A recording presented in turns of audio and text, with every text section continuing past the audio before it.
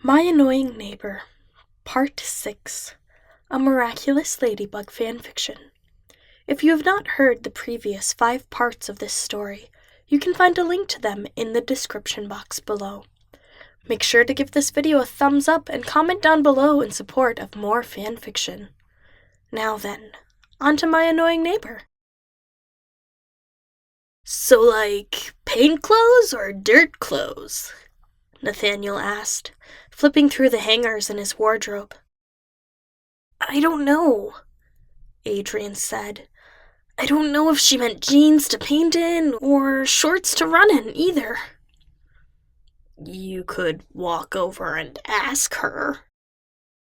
No way! She's seen me act lame too many times already. Isn't that a good thing? Now she has almost no expectations. Adrien shot him the same glare he always used when they talked about girls. He was right. All he needed to do was walk over and ask, but he was intimidated by his love interest of choice at the moment. He found himself lacing his shoes and walking out the door half an hour later, nervously running his fingers through his hair as he stood outside the door to his neighbor's apartment. Should he knock? Or ring the doorbell? Would the knock be too quiet?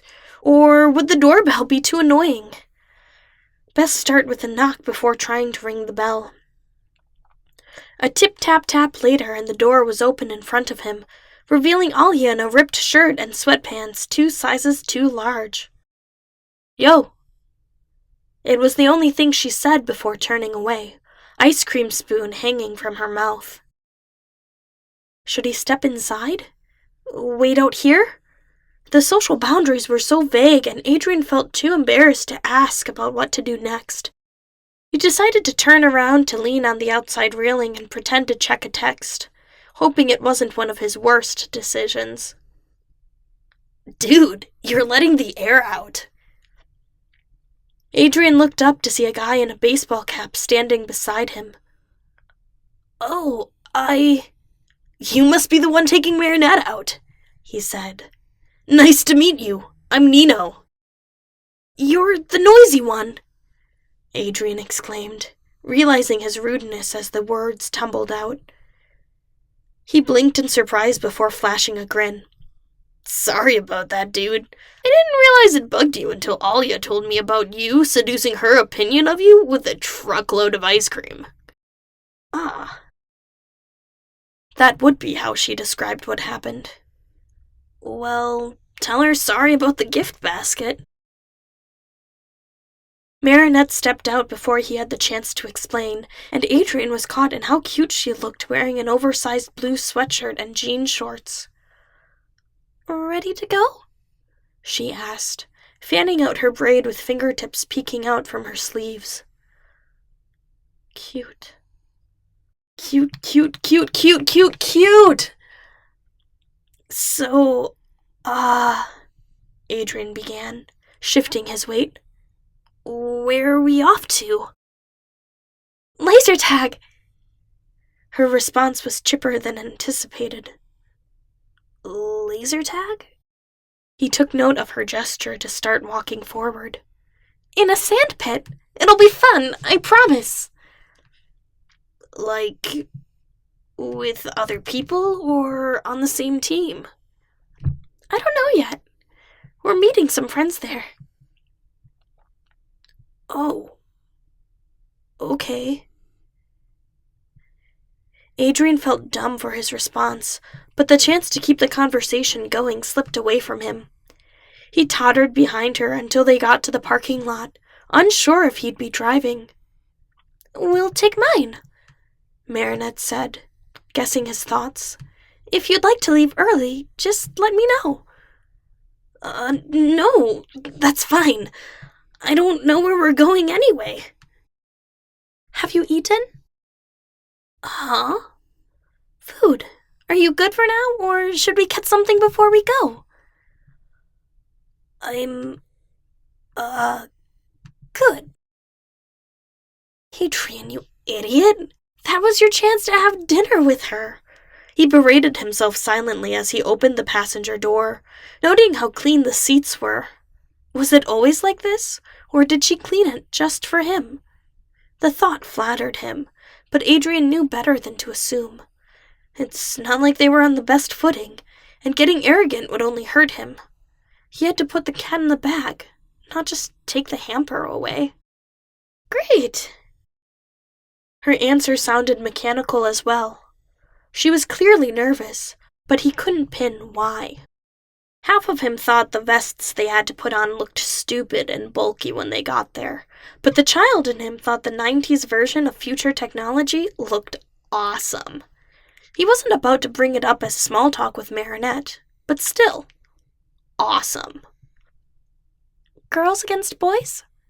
Marinette asked, grabbing the attention of those in the room. Adrien was surprised to see Alia and Nino there. A group date? How quickly had she pulled this together? A wave of guilt shot through him when he saw the guy she was with the night of the ice cream incident there. What was his name? Kyle? Kimmy? I'm game. These boys won't last. His attention turned to a pink-haired girl shooting him a game-winning grin. Yikes. His gut told him she could beat him in a fight, whether it be in video games or otherwise. I'm game, Adrien said, hoping his facade came off as calm and collected. The game master explained the rules, then blew a whistle, setting them free into the sandpit decorated with giant plastic castles and caves. Adrien found himself standing alone before he could blink, watching the three girls zoom off while his teammates nestled themselves into crevices to ambush them. He heard the scoreboard ping and realized he'd been shot, betrayed by the person who brought him there. All right then, Marinette. Game on. He raced to a corner to collect his bearings, seeing Alia creeping around a plastic palm tree. Great. He set his aim and fired, only to hear his vest deactivate. He got shot. Again. The pink-haired girl giggled as she ran past, taunting him about falling for a trap. Something in him flipped at her tone, and he wiggled himself into a more serious mode. Date or not, this was no place to show any mercy. He waited for his vest to glow back to life and set off, keeping his ears open for others this time. After a solid 10 minutes of scores, Adrien found himself in the perfect position. He'd scaled up one of the castles, unsure if that was allowed in the first place, and found himself in the ideal place to get Nino out of a stalemate. Alia and Marinette teamed themselves up against him, and were creeping closer by the second. All right, my man, Adrien muttered, adjusting his grip on the laser gun. I got you. He took Marinette out with one shot, but before he could get another one in, Alia saw him and started running towards him. It wasn't what he expected to happen, and he panicked, stepping back only to find there was no footing and falling off his perch. Thankfully, the girls didn't see what happened, and he could hear Nino's cheer as he took out Alia. Good. Bruised, but good. He was lying on his back, sore from impact and the vest jostling him, when he heard the final countdown begin. 10 seconds left, and they were tied. Not too bad, all things considering. Finish him! Adrien looked up to see the pink-haired girl standing above him, gun pointed down, and knew what came next. She pulled the trigger, and he heard the scoreboard adjust, putting the girls' team ahead by 1 kill. Oops. He'd let his team down by falling off his perch.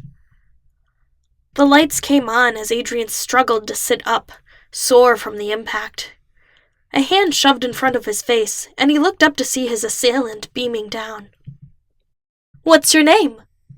She asked. I'm Alex. Adrien. He took her hand.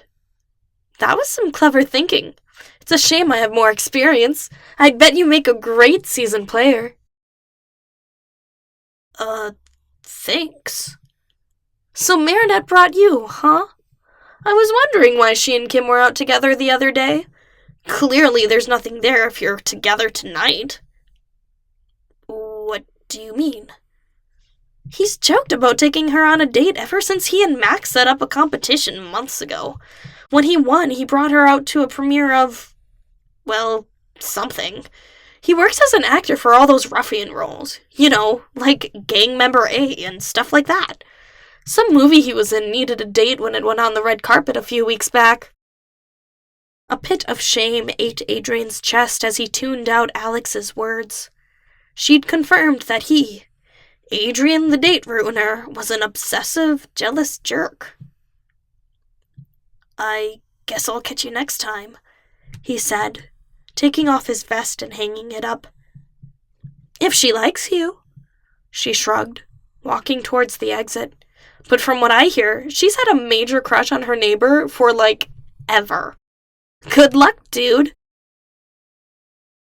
The conversation left him at a loss for words, looking dumb with his mouth open as Marinette and Alia walked up behind him. They said something about the match, but his head was still reeling over Alex's comment. Crush on her neighbor? Did she have something for Nathaniel? Was that why she got so upset? He had the worst luck, didn't he? Adrien sighed and made his way to the exit, joined by the remaining players and a hearty slap on the back from Kim. He'd have to ask Marinette how she felt about him before it was too late. He hoped, more than anything, that it wasn't already.